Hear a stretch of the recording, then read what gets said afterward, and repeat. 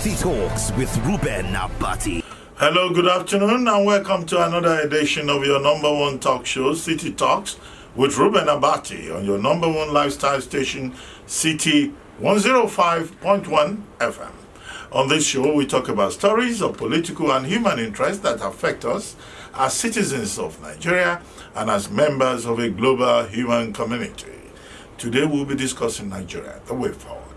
Indeed, Quo Vadis, Nigeria. And to guide us through this, we'll be having a special guest, and he's already here with us.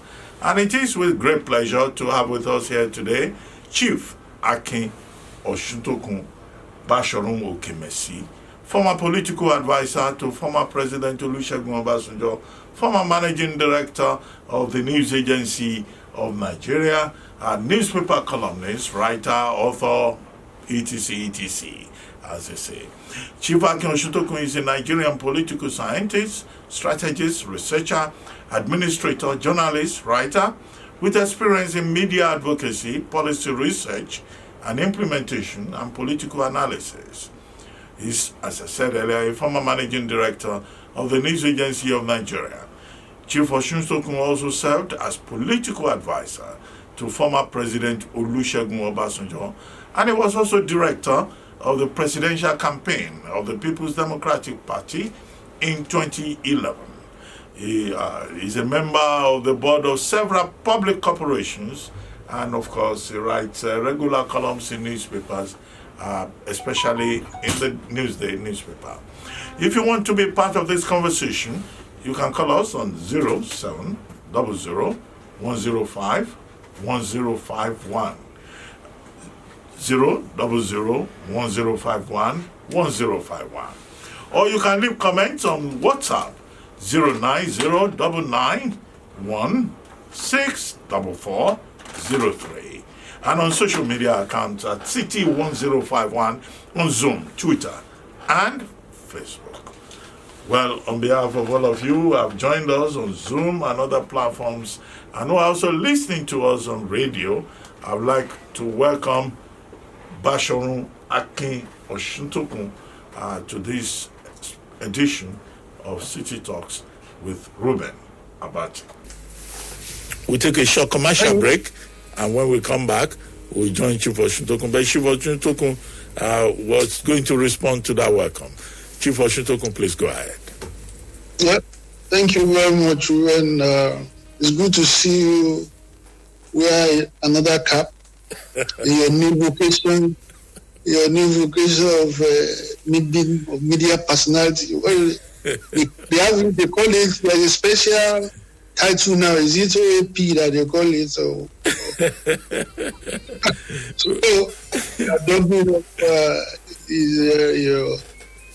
you are living the full professional life. I wonder how you will still get time for social life and things like that. Well. So thank you very much for. But you didn't mention that we're a fellow of Oxford University. Yes. You were a fellow at the University of Oxford just about a year ago. And it's good, very good quality experience in that regard. Well, Basharun Okemesi, you've been everything. You've been in administration, you've been in journalism, you've been in politics, you are a chieftain of the Afenifere, you keep, expanding the coast. And I think that's the spirit. Your footsteps. Anyway, it's good to have you here. Maybe we should just wait later before we take the commercial break. I see Basharun Osuntokun, the Basharun of Okemesi, former political advisor to President Obasanjo, former managing director of the news agency of Nigeria, and a Afenifere chieftain, a high-ranking member of the People's Democratic Party, journalist, columnist, newspaper columnist, writer, author, this, that, everything. Maybe you should go straight into it.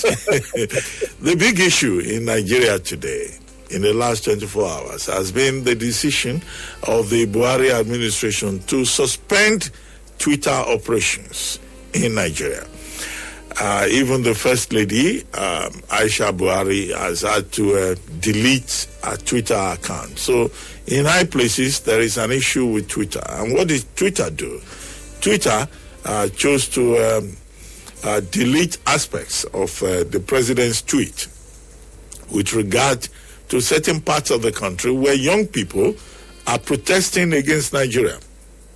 And the president said he would talk to them in the language that they will understand, because these are young people who do not understand that war is not something that is desirable, because they didn't see the Nigerian Civil War. Even the president's video in that regard was deleted. And the reaction of the Nigerian government is to say, well, Twitter, get out of Nigeria. What do you think? Do you think that, yes, this is a case of the Nigerian government asserting itself, or it is something else that the advisors of the president should never have contemplated?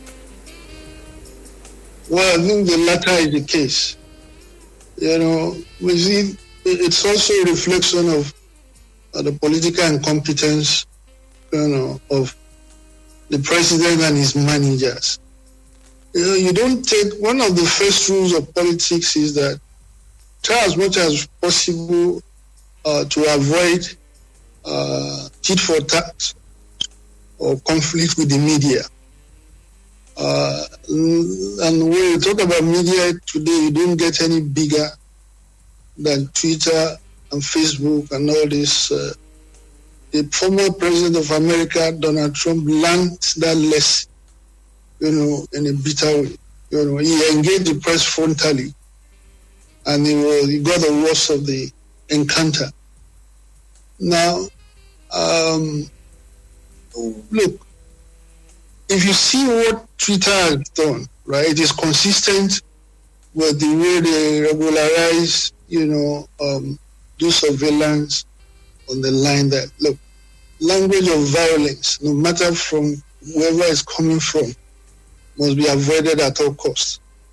Now, when you find the president of a country now threatening a whole generation of people, that you talk to them in the language of the lessons that he learned on the war of aggression, you know, from 1967 to 70. As a participant in that war, he is going to use that lesson to deal with, to respond to them, to deal with them, to, you know, this is not the language of an elected president. It's not the language that an elected president must, you know, that should delve into. Look, these are desperate times for Nigeria and for the government. The government is under pressure from so many angles. And 90% of it, of the problems of being in battle, 90% of it is of its own making. The problem in the Southeast has both a long-term and short-term ramification. The long-term ramification is that since the Civil War and the lead up to the Civil War, and since the Civil War, even though there's a formal declaration of no victor, no vanquished, they have not been treated, especially at the psychological level, as full citizens or citizens of the same status with the federal alliance that defeated them at the Civil War. My own appreciation of the Civil War is honest. I don't deal in pretension. That war and the outcome of the war and its outcome is simply an instance of might is right. There's nothing that I find it, we have been developing a culture of blaming the victims in this country. And this government, the new government, the government of Buhari has taken it to new heights. We're always blaming the victims. What was it that, as people have pointed out, what was it that IPOB has done that Boko Haram has not done worse, or for the so-called Fulani militia, or that they have not done worse. So, there's also this element of double standard in treating them. And the case of deliberate and clear marginalization. What the president himself said it at the beginning of his presidency, that he would treat those who voted for him and those who did not vote for him differently. And he has been true to his word, particularly so where where the Southeast is concerned. And he tends to, now everybody feels there is this attitude that, the Southeast is prone to demonization. They are very vulnerable. You can easily focus the anger of whatever is going on in Nigeria. You can focus it on them because of the profile that has been the wrong profile of rebels or rebellion that has been questioned on them. What was the choice that they had in 1967? If you have to put yourself in their position, what was it? Were they the aggressor? They were not wrong in terms of the response, their own response, that tragically led to their own loss and the loss of millions of lives. But they were victims in that civil war. I mean, look at the lead on to the civil war, the pogrom, the genocide, sheer, assault on their integrity, that all of them had to go back to the Igbo land on account of their experiences, the experience they were receiving all over Nigeria. People saw them as fair game for hunting down and killing. And more or less, the same thing has persisted.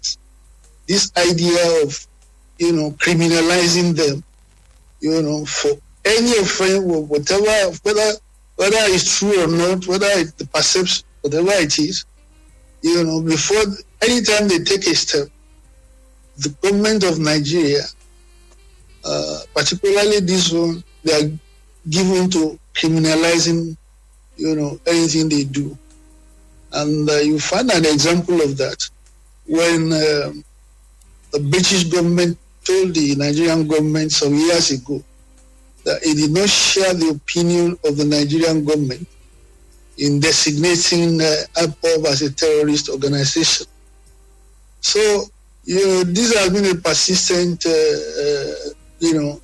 disposition, on the part of Buhari. But they have made their match in Twitter. And I don't know how, I just hope that they know what they are getting into. If you pick up a fight with Twitter or Facebook, it can be very costly, for any politician, local or foreign or international. So I will have, the need to, this government going forward needs to unwind. It has radicalized the Nigerian situation up to a point that, paranoia is setting in. Nigeria is affected from all over economically, its own political mismanagement, probably, acting out an agenda. Now, don't forget that the immediate background to what has happened was the replacement of the service chiefs, and again, the replacement of the chief of army who died in the air crash. Now, that is a perfect opportunity for this president to show that he is responsive, to what is, after all, spelled out in the Nigerian Constitution. That's federal character principle.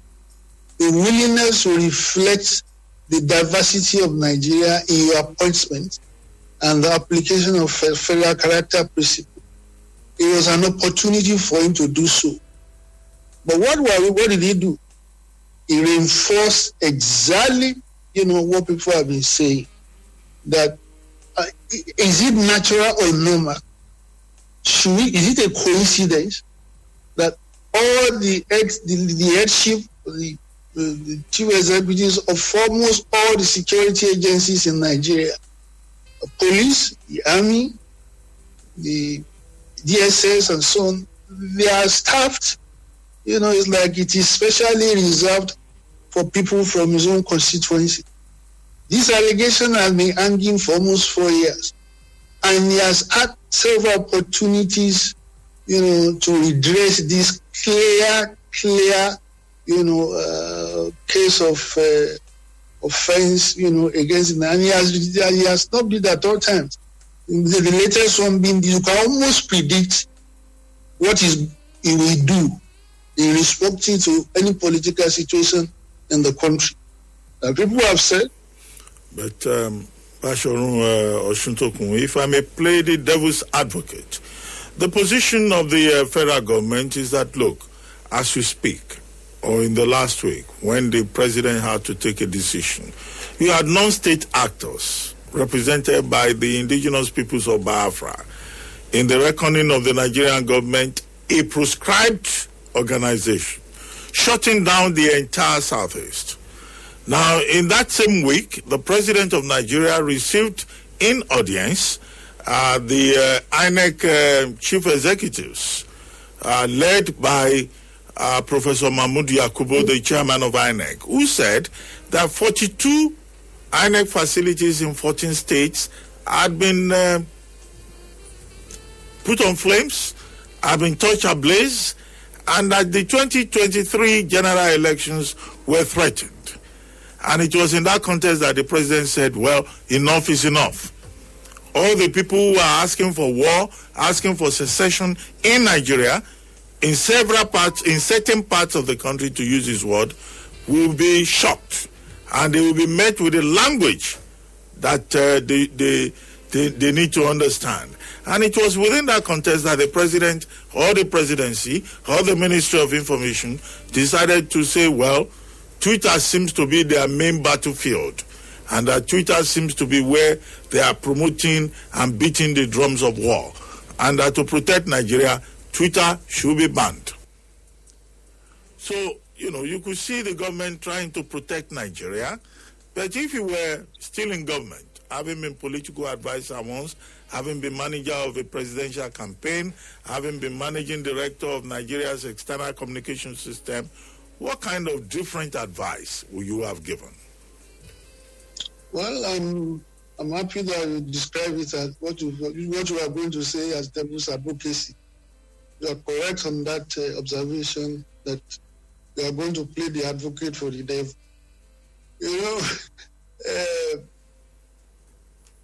All what you are saying is part of we have an opaque, situation in Nigeria today, on which the more you look, the less you probably see.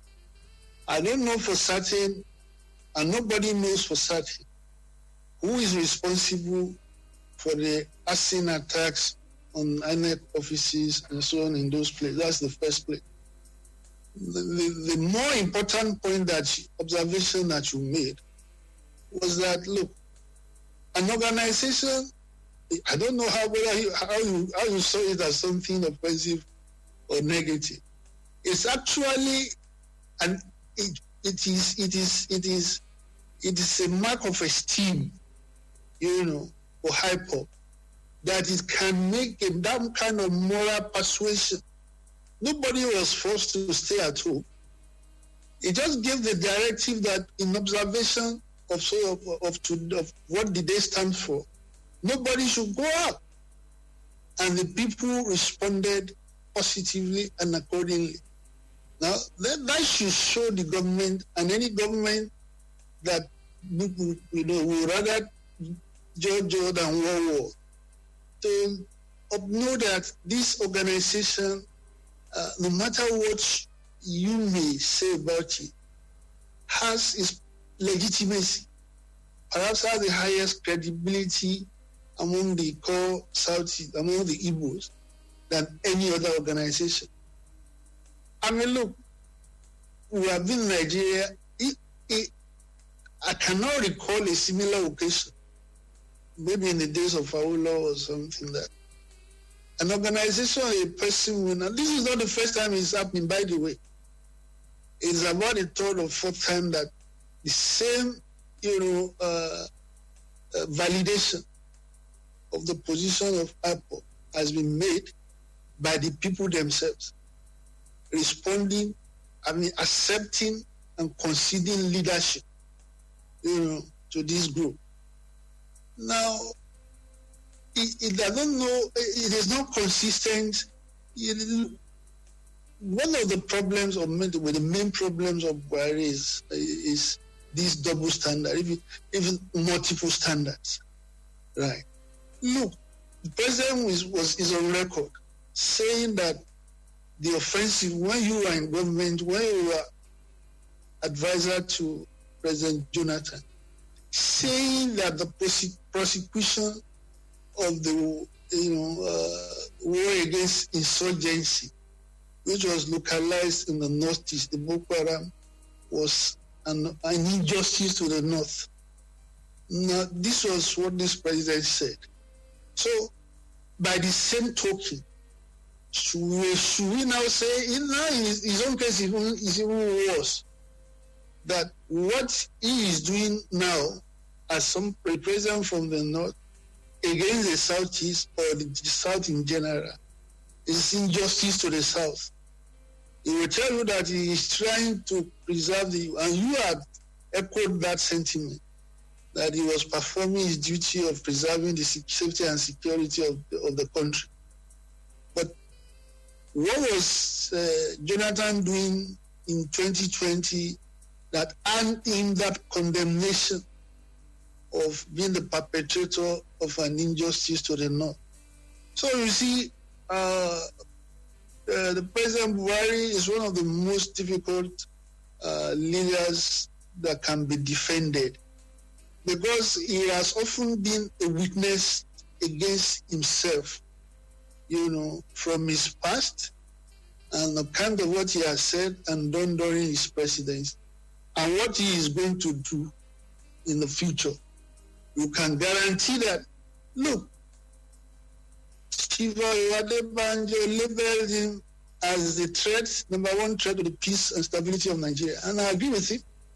If you are governing a country in a way that provokes instability, provokes crisis, provokes division, so who will you you cannot hold anyone responsible for the consequences of his own action other than himself. Well, I just told you. Well, Osuntokun, if I may come in there, you were quoting Pa Banjo, but look, Alhaji Lai Mohammed, the Minister of Information, and Femi Adesina, Special Advisor to the President on Media and Publicity, they've already said the people who are condemning President Buhari, they are naysayers, they are mischievous elements, and that in their reckoning, Nigeria has never had a better president. That President Buhari is the best president ever that this country has ever produced. So are you one of the mischievous elements? Yes, I am. By their own definition. I recall that about 2 or 3 weeks ago, the same Femi Adesina was detected a coup, that people were planning coup. And the one that what he was insinuating, the group in which he was making that insinuation was privy to the activities, I'm part of them. And they consist of people like Obasanjo, the Sultan, General Gawan, Abubakar. So you see the kind of people you are dealing with.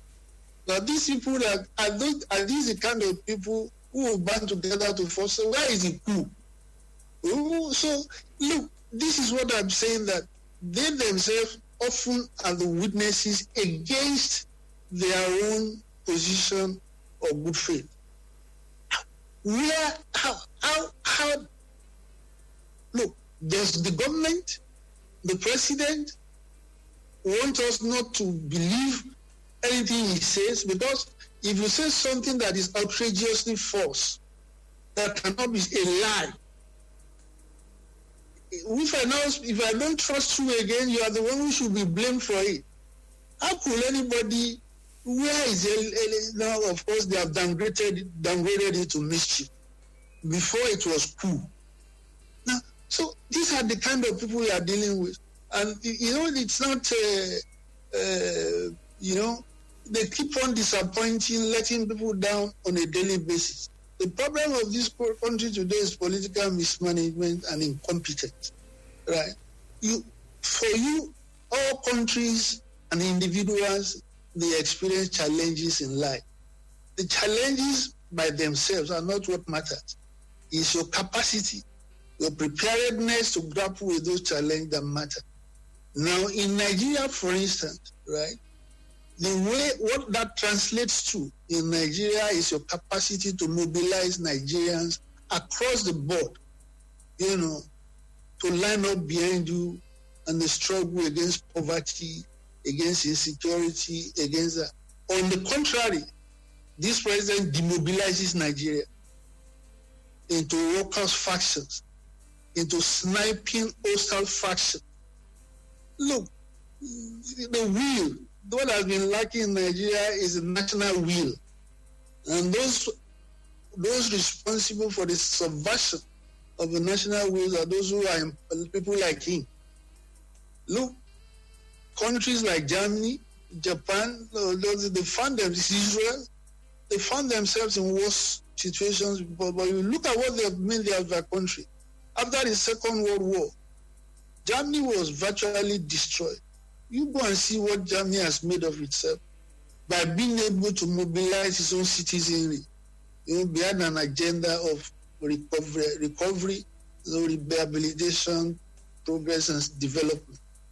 Here, what do we have? We have a president who is making a bad situation worse. Nigeria, in the long term, every other things, it's a bad situation, right? If you have a good president, that president will make the best of it, not the worst of it. So if you find a president, look, it's in the Bible that when a good man is in authority, the people smile, they rejoice. If you have a bad leader, the people cry, they groan and moan. That explains what is happening in Nigeria today. Okay. You are going to say something? Yes, I was going to ask you, okay, we all know what the problems are, but what is the way forward? I mean, currently, the Senate and the House of Representatives have been organizing public hearings. They want to amend the Constitution. But Afenifere says it's an exercise in futility. How is it an exercise in futility? I mean, the people of Nigeria, they are speaking up. There's even a gentleman who says we should change the name to United Africans Republic or United Arkaban Republic. People have been making all kinds of suggestions. Do you think that constitutional amendment will probably solve the problem? Although the leadership of the National Assembly says they're not interested in a totally new constitution. So if that is not the way forward, what do you consider to be the best way forward out of this quagmire? Well, you have just, you just spoken, elaborated on the kind of political quagmire stalemate that Nigeria is in, right? In a manner of speaking, the way this National Assembly has taken the course for, position is that they want to be the judge and jury and prosecuted of their own case. They are saying they are justifying, vindicating the skepticism, the distrust that people have always had about them. That look, if Nigeria is going to make progress, it is going to be at the cost and sacrifice of a lot of people, most of them now in government and National Assembly. The kind of constitution that this constitution, the lawyers want to describe an irredeemable thing. I've forgotten the precise term they use. Is maybe irredeemably incurable. Right? There's nothing to amend. In this constitution is fundamentally flawed, and that's the first argument. That look, you cannot say we, the people of Nigeria, made this constitution. So the most fundamental argument is that since this constitution did not derive from the will of the people of Nigeria, to that extent it is illegitimate. And that to make a proper constitution needs to make that statement a reality, that we, the people of Nigeria, have done this. This is the fundamental point that people are making, that look, we did not make this constitution. That is the first. The double jeopardy is that it is not even working. It is exacerbating and aggravating, tensions, the degeneration that Nigeria and the National Assembly members, and as an institution, are a prime example of the dysfunction of this constitution. Look at the money. Look at how they attribute or allocate money to themselves. Look at how can a Nigerian institution choose within the priorities of Nigeria today that the priority for them is the renovation of the National Assembly complex with 36 billion naira, about maybe $400 million to rehabilitate that National Assembly complex. Now, I don't know the status of the National Assembly as at the time that decision was taken. We could see on air, I don't see anything fundamentally wrong with that building or with the systems there that warrants spending 36 billion naira in rehabilitating their building. That is just one of the, the profane, the profanities of the. Of course, we have this constituency project, all the scandals that, innumerable.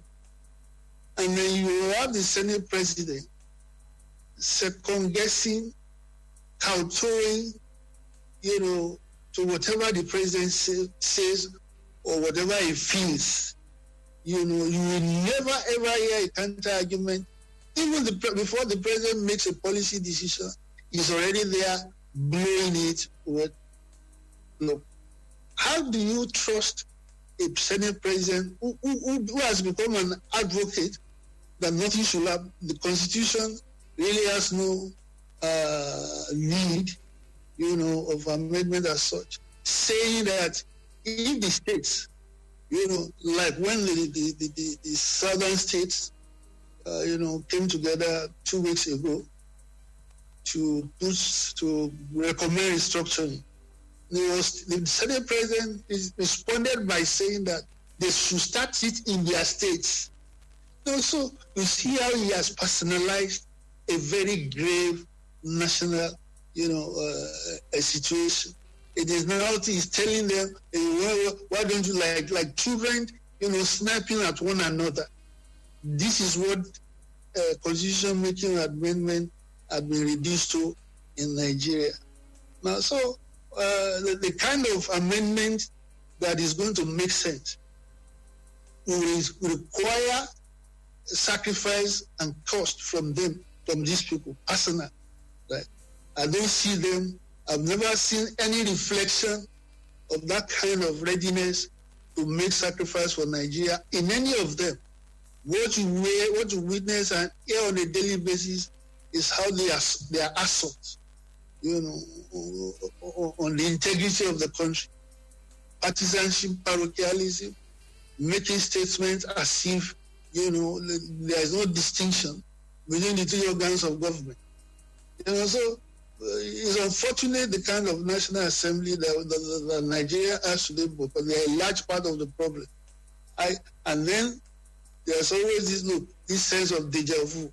We have been on this path before. All of them, I'm sure this same National Assembly, in the first time of Buhari, came out with this notion of wanting to make constitutional amendment. They will go on a merry-go-round around the country, giving themselves fantastic allowances, elaborate charade, and at the end of the day, you get nothing from. the head of those organizations, the leadership, have even preempted whatever it is you are going to achieve. But objectively speaking, without reference to their own, personality defects, you can see, I don't know any lawyer of repute or political opinion leader of repute who has not said that, look, there's nothing to amend in this constitution, for the reasons that I have said. There is a lot. Look, the constitution that we have today is an antithesis of federalism that we are supposed to operate. That is the first, the concentration and centralization of powers at the center. This was not what. Secondly, is that it did not come from the people, as it could not have come from the people. There is no way Nigerians are going to get together, to establish a constitution, and what we have at the end of the day is the constitution that we have today. In the very fundamental respect, it is anti-people. It's anti-public. So it is not, but the most fundamental reason for saying that, look, we need to do away with this thing and come on with it is that the constitution of any country should be a reflection of the will of the people. Now, you cannot say that for this constitution. Well, on that note, Basharun Osuntokun, let's take a short commercial break. There's still a lot more to talk about.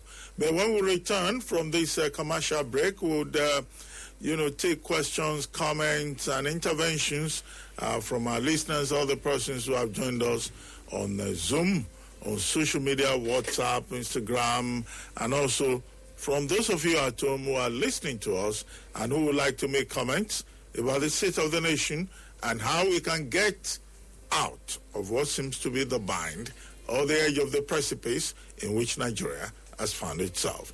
Let's take the commercial break. City Talks with Reuben Abati.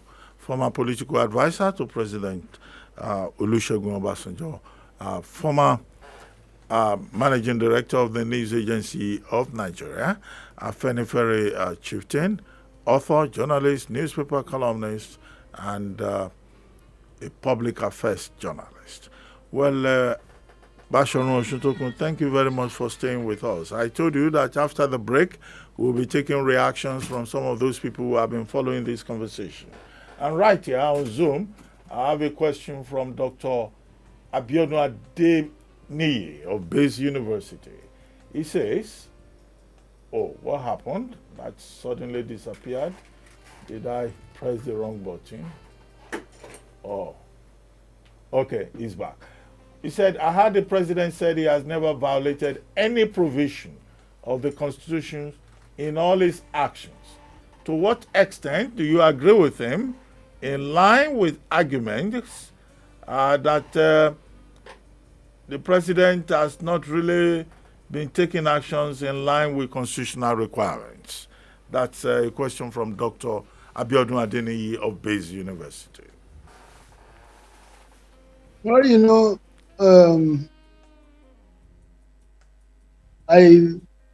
the president is I had that statement, and of course, this president has this attitude of attributing, of defining right and wrongs as it suits him. He tends to gloss over these things. He does so at the expense of truthfulness or sincerity. I recall that was straight from the horse's mouth. He said it, and he has repeated it on a number of occasions, that from 1999 to 2015, when he took over as president, the price per barrel of oil that Nigeria sells was $100. It has never gone below $100. Now, when he made this statement, the managing director of NNPC was sitting beside him. The governor of the central bank was sitting beside him. And he was calling them to witness a very transparent and conspicuous lie that he had just made. So when the man says that, look, he's not following the constitution, or whether he has not followed the constitution or whatever it is. First, he was the first person to bear witness against himself. Very early on in his presidency, all the way to America, that he made this statement: you don't expect me to treat those who give me 3% of their support, the same way I would treat those who give me 97% of their support. If that is not against Nigeria constitution, I don't know what it is. Right? This is from directly what he said. Right? As we speak, he has been taken to court by the Southern Middle Belt Forum, comprising the Middle Belt Forum, Pandev, Ohaineze, and Afenifere, on the count of course, the apparent to almost everybody, the violation of the federal character principle, right? And so that is one conspicuous area he has violated the constitution, right? You see, one of the, I don't know what to call it, because personally, and I know that many people are getting to a situation of criticism fatigue. This is a government that does almost nothing right, including, of course, the statements that they make. I will say the Southern and Middle Belt Forum took him to court. There is the case in the court that he has violated, the constitution, Nigerian constitution, by his governance, by the public appointment that he has made, which is public anyway, which is out there, in public. So let's see what will come out of that kind of instance. Of course, he cannot be the judge and jury of his own situation. I don't know if the federal character principle in the Nigerian constitution means anything at all. It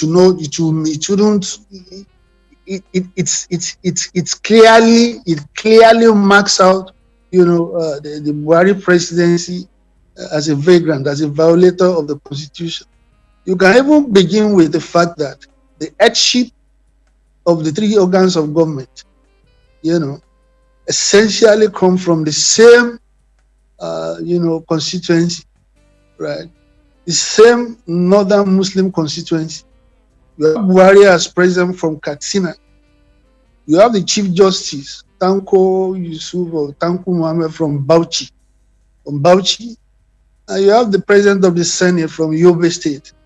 So is that how the Nigerian constitution is designed to operate? How do you reflect, how is that a reflection of, the Nigerian constitution, the intent and the spirit, and even the letter of the constitution? It has never happened before in the history of Nigeria, even under military dictatorship, that with the active connivance of this president, he was the one who appointed, the Chief Justice. He was the one who railroaded the man who is there now as Senate President.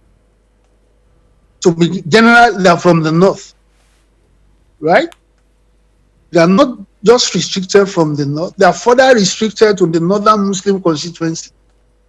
So how does that kind of president tell me that they should come and point out to him how he has not been? A while ago, did he not travel out of Nigeria without transmitting to the vice president the necessary legal basis to act the president in his absence? Well, but on the contrary, Basharon Osuntokun. Femi Adesina, on the contrary, Femi Adesina, presidential spokesman, last Friday issued a 42-page document in which he said, well, sooner than later, Nigerians would praise President Buhari and present him with flowers. And he listed many achievements in different sectors of the economy. Minister of Information, Lai Mohammed, also did exactly the same thing. They say in terms of infrastructure, roads, railway, electricity, that the Buhari administration has moved Nigeria forward. Even in terms of foreign relations, they insist that he has done very well. And he has also tried to ramp up the economy at the level of agriculture, small and medium scale enterprises, and that the people who continue to criticize him are mischievous elements, are opposition elements, and they are naysayers. So this is the counter view out there in the public domain. What remains is, who is it that the people of Nigeria believe? But we have some callers on the line. Let's take some calls from those who have been listening to us. Our first caller, yes. Your name, your location, and please be brief. You have to the from Ikeja. Good afternoon, Dr. Abati. Thank you for joining us. Yeah, number one, I think the comment of the president with the INEC chairman may not be as much damaging as we have taken it in the first place. But the two that followed it showed basically how the president was thinking and the people around him again. But beyond all of this, I want to ask, the economy is down, the security is down, everything is down. The international outlook, particularly with the bounding of this paper now, is negative. And we have 2 more years to go. And we are asking the way forward. This National Assembly can never impeach President Muhammadu Buhari. That is the number one option that could have happened because he has failed in the 3 primary assignments as provided by the Constitution. But then, how are we going to cope with the next kind of, terrible things that will happen? Because whether we like it or not, dollar today is about 493 naira, meaning that inflation is going to continue high, and no electricity against what counter view the spokesperson is giving. They want to force this falsehood down our throat, hook, line, and sinker, but we are not going to take that.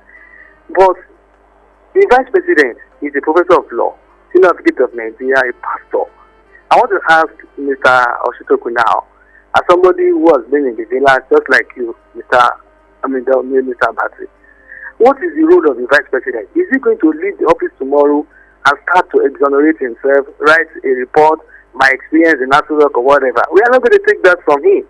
They have a joint ticket, they have joint authority, and the responsibility also is neutral.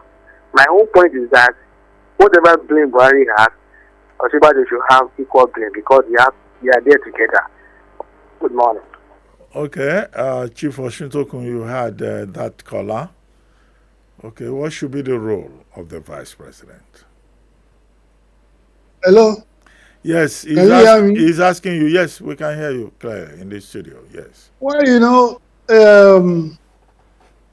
you was reeling out what you term contrary positions to what I said. Well, and all what you said, which was rather a long list that if you put them together will amount to delusion of grandeur, But we were talking about constitutional. They were not saying the president has not violated the constitution. They were just putting together fictitious, achievements all over the country, insulting public sensibility, by forcing of them things that are not true, things that have not. Look, this is part of the problem of this government. The reality they are describing, the reality that Nigerians are living, is a world apart from the kind of, concussion that the Mr. Mohammed and Adesina are putting together. This is offensive. Look, a government that wants credibility or legitimacy or integrity, you must show that, you must reflect that in your conduct. There's nothing saying that, look, we are still in a very dire situation. This is the reality.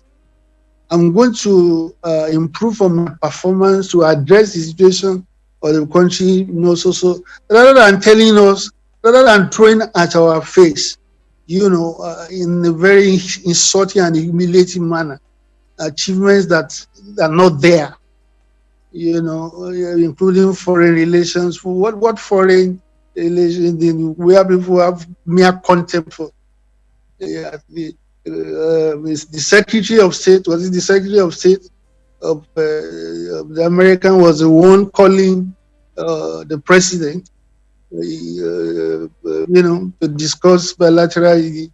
They did not consider him of sufficient significance for President Biden himself to talk to him as president to president. So, there's a failure on numerous.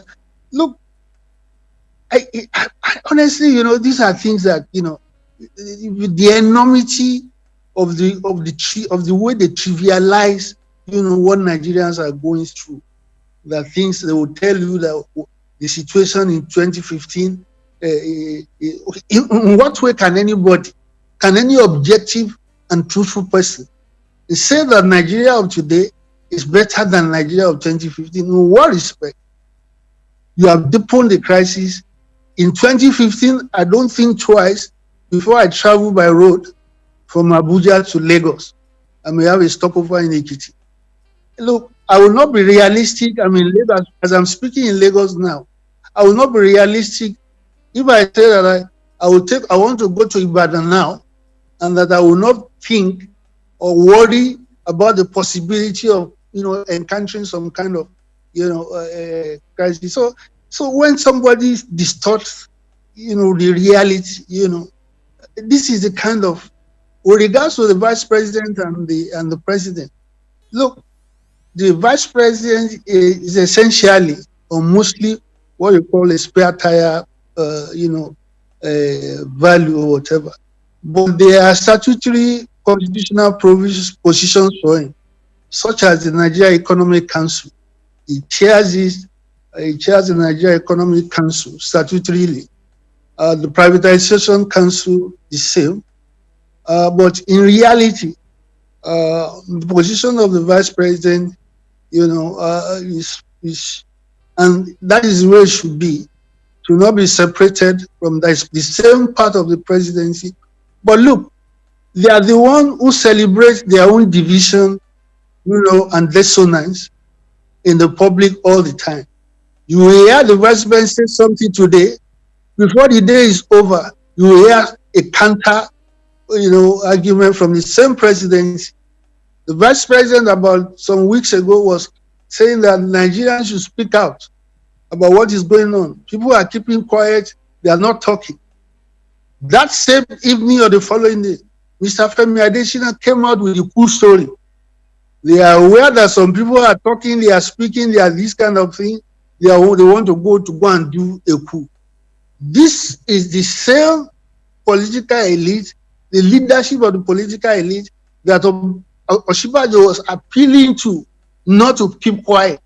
So when you have this kind of contradictory, disharmony, within the president, you are not surprised with what we get from, it's such an unfortunate situation, but, that is it. And as I said, we're almost getting to a situation where I'm feeling almost exhausted, bordering on fatigue. What else do you want to say? This government, how else or what else do you want to say what you need to say? They are labeling a group as planning a group, planning a coup. A group of people who at the beginning notified this same president. This same president delegated his chief of staff as liaison officer with the same group that sometime later, now you are accusing them of planning a coup. Now, so, look, it's exasperated, trying to make sense of whatever this government says it's doing. Basharu Osuntokun, yes, you are right. There are constitutional rules for the vice president within the purview of Section 5, subsection 1 of the Constitution, and also Section 148 of the Constitution. But at the end of the day, the vice president can only do what the president directs him to do or assigns to him. Because within the purview of the 1999 Constitution, there is only one presidency and there is only one president. What Nigerians are saying is that, oh, maybe perhaps if Vice President Professor Osinbajo were to be given more responsibilities, more assignments, even in line with the Constitution, maybe we will have a different situation. As for President Buhari, he repeated the point again and again that he's committed to defending the Constitution of Nigeria. How he does it is the product of the controversy. But quickly, let's take one more caller before we wrap this up today. Hello? Hello, good evening, Dr. Reuben Abati. Yes, thank you for joining us. Please keep it brief. We have just a few minutes to go. Our chief has spoken well. Nigerians are happy with what he has spoken so far. And I want to say that there are a lot of impeachable offenses against the president. Number one, is there unity in our nation today? Number two, is there progress in our nation today? Number three, the coach of Ham talked about strength. What is the strength today that we have? There is no unity. So I think there are a lot of things that look at no food, no water, no light, and yet you are telling us how these things are there. That in fact, if you look at it, the record the price of Gari today is 1,600. Look at beans. Beans is now about 500 naira Berica. Look at even the rice. Rice is about 450 naira. So what are we talking about? Nigerians are suffering. We are shouting and crying every day. They call us where we are. So what are we talking about? So I think the president has actually, the president has actually failed. But those who are handling the situation are the ones even making the president feel that he has done well. He has not done anything well. I think I want to really support what the chief has spoken so far. God bless Nigeria in Jesus' name. Well, Basharon Osuntokun, do you want to respond to that? This gentleman calling for the impeachment. Well, I didn't. Can you paraphrase what he said? No, he was saying that in his own opinion, this president has not done well, and that he's surprised that the National Assembly is reluctant to impeach him. Well, look, let us be realistic. I mean, look, the president has a political stranglehold, on the government apparatus in Nigeria today. So, especially, the National Assembly, you can't get that kind of. It's not realistic to expect this National Assembly that we have today. They are these essentially lapdogs, of the presidency to impeach the president. That's a pipe dream. I mean, that will not happen. I mean, that's Nigeria is no reason. If there is any organ or any group or any putting the Nigerian government in check today, it is the media, not where it is supposed to get the checks and balance. The judiciary and the legislature are supposed to perform constitutionally the checks and balances with regards to reigning in the president. So you don't expect anything, even though that is their statutory role. So they are echo chambers. The National Assembly is essentially an echo chamber of President Buhari, on which the directly opposite of what you expect. I agree with you, of course. The president has committed impeachable offenses, but I think by now Nigerians are used to.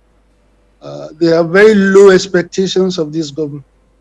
Well, everybody is trying to survive. Nigeria has been reduced to a situation in which each individual, is now more concerned with how to survive from day to day, in a situation that seems to be has acquired a momentum of its own. The momentum of, God knows, is an implosion or whatever it is. So, Nigeria, with the help of the president, has worked itself into a crisis, from which we will need, rescue and normalization. So the president sets the pace for whatever goes on in the country. Look, 2 days ago, as the kidnappers are releasing a batch of kidnapped students, having collected tens of millions of more naira, they are abducting another 200. Such that you may not even know that they may even abduct or kidnap batches of people in different places in a day. It has even become difficult to keep track of what is going on in the kidnappers' world. You see, Nigeria has become the kidnappers. Look, if you read, for instance, that 2 or 3 people are kidnapped today, you celebrate, you heave a sigh of relief that there are not more than 2 or 3. Now, this is the new normal that you have in Nigeria. We have moved from, for you now to be concerned, they will have to be in the range of hundreds. This is the standard that has been set in Nigeria. That if you read only one person kidnapped or 2 or 3, you are likely to flip it over as a non-event, right? Because of how low the country has been plunged into. Well, I'm surprised that anybody can believe that this National Assembly will perform its role, holding the president accountable, especially not at all. I mean, they are even complicit in whatever we accuse President Buhari of doing, the National Assembly is complicit in it. So they will not impeach them. Well, Chief Osuntokun, I agree with you absolutely that it will be very difficult to impeach not even just this president, but any Nigerian president, because in the light of the provisions of Section 143 of the 1999 Constitution, which does not even talk about impeachment. It talks about removal from office of the president of Nigeria, and that applies also to the vice president. And in sections 80 and 81, it applies to governors and deputy governors. So what the Constitution talks about is removal. And specifically in section 143, subsection 11, it talks about gross misconduct in the opinion of the National Assembly. As you have said, Chief Osuntokun, in the opinion of this National Assembly, the President of Nigeria can do no wrong. So those who are calling for removal from office, perhaps they do so in vain. But the administration insists that he's doing very well. Well, on that note, I would like to thank you very much, Chief Akin Osuntokun, for joining us on City Talks with Reuben Abati on City 1051 FM to discuss many issues of interest to Nigerians. Many more things to talk about, but we just had to stay within the time frame. And I would like to thank all of you who listened to the program, those of you who joined us on Zoom, those who called in and made contributions on Zoom, on Twitter, on Facebook. Thank you very much indeed. Remember, the conversation does not end here. You can reach out to me on my social media account at Abati1990, both on Instagram and Twitter, and at City1051 on all social media platforms. For those of you who tuned in late, you don't need to worry. You can visit our YouTube page, City1051, to watch the entire show. And don't forget to hit the subscribe button and leave comments. And before we go, I would like to seize this opportunity to wish my brother, Ralph Abati, formerly of Spring Bank, formerly of Fidelity Bank, from Fidelity to Spring Bank, and back to Fidelity Bank, and, an entrepreneur in his own right, a banker of many years' experience in food technologies, as he turns 50 today. When I leave here, the next assignment will be to go celebrate my brother, Ralph Abati, who is 50 years today. Congratulations to you. Now, and, as far as listeners, don't forget to tune in next week at noon for another exciting edition of City Talks. My name is Reuben Abati. The show was produced by Adedoja Allen, Abiodun Odunton, Ayodamola Oludara, Oluwaseun Adetitun, and Olanrewaju Onipere Jr. Have a great weekend, and thank you for listening. City Talks with Reuben Abati.